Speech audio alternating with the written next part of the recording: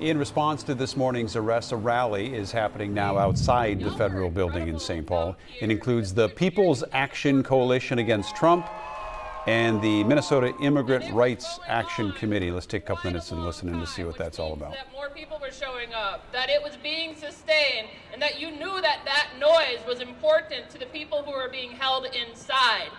And then I got shown the video. Okay, all right. I really like how 5 big, bad, burly men with guns and weapons always seem to have a little trouble dealing with a couple of smaller people that don't have guns or weapons, right?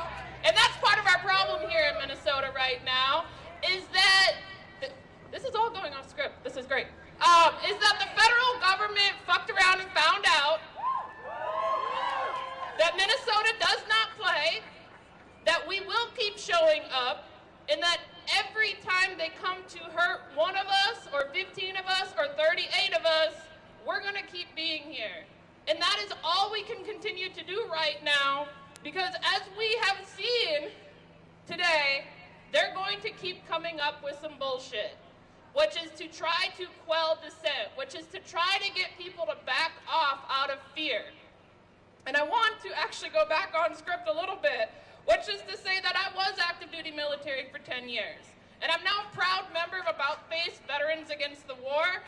And this is an organization of military members and veterans who were part of the United States military after September 11th, 2001, and realized through our experiences that much of what we believed to be true about the United States of America and the U.S. military was a lie. And just one of those thousands of lies that includes the First Amendment. Because as this indictment shows us today, the government only... And you're listening to a protest that's happening right now in response to a case that was in court. We just had Karen laying out that case. And back to what was happening in court, the U.S. Attorney for Minnesota characterizing this alleged conspiracy as political violence involving 15 Minnesotans. But court records show only 2 of those people have actually been charged with assaulting a federal immigration officer. As Fox 9 investigator Nathan O'Neill explains tonight, dozens of people previously charged with that same crime have seen their cases dismissed.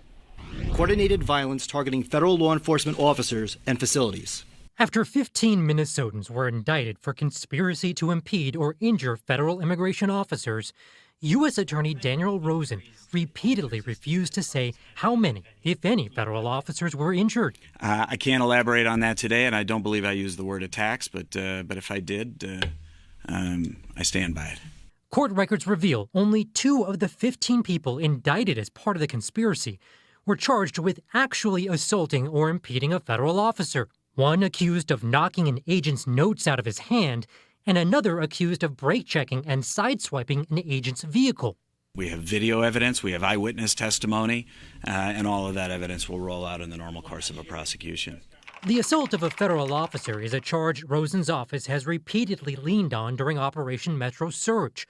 The Fox 9 investigators tracked nearly 60 other cases here in Minnesota, and we found more than half of those cases have now been dropped, with some attorneys making accusations of, quote, outrageous government conduct and that it lacked credible evidence. We have a number of demonstrably false claims where judges have found that Homeland Security agents were making misrepresentations about assaults. And so we know some of them have been already found to be untrue. Well, I don't think any cases have failed in any way, but I will tell you, read the indictment and you'll understand the full magnitude of this case. But as for these new assault charges, Rosen declined to provide any new evidence.